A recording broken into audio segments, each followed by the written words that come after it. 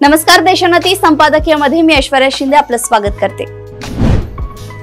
अहमदाबादला भीषण विमान दुर्घटनेत विमानातील 242 पैकी 241 लोकांचा दुर्दैवी मृत्यू झाला, परंतु विश्वास कुमार रमेश हा एकमेव प्रवासी बचावला। हा एक चमत्कारच होता असे म्हणायला हरकत नाही। हा चमत्कार एरवी बोईंग विमानातून प्रवास करणाऱ्यांसाठी अतिशय नकोशी असलेल्या 11A क्रमांकाच्या खुर्चीने केलाय। विश्वास कुमार रमेश याच 11A आसनावर बसले होते। बोईंग प्रवासी नेहमीच जाणीवपूर्वक ही खुर्ची टाळण्याचा प्रयत्न करतात, कारण ही खुर्ची कोणत्याही सामान्य खिडकी शेजारी नसते।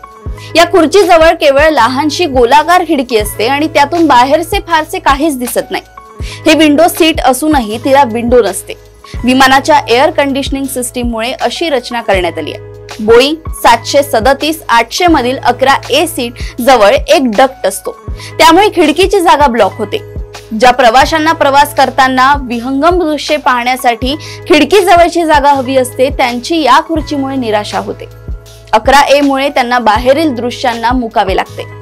काही विमानांमध्ये 11A क्रमांकाचे आसन मध्य भागात असते, त्यामुळे जेवण वाढताना आणि खाली उतरताना उशीर होतो। त्यातच पंखाच्या वरील भागात असल्याने इंजिनाचा आवाज अधिक त्रास होतो।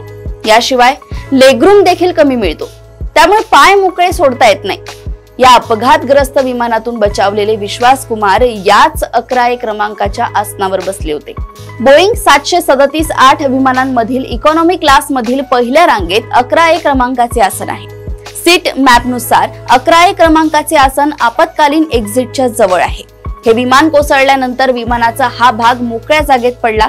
तो जोरात आदळल्याने आपत्कालीन एक्झिट दरवाजा उघडला गेला आणि रमेश त्यांच्या खुर्चीसह बाहेर फेकल्या गेले।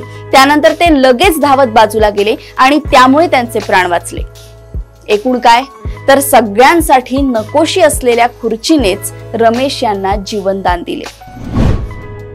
अशाच घडामोडी व अपडेट सोबत पुन्हा भेटूया देशोन्नती संपादकीयमध्ये।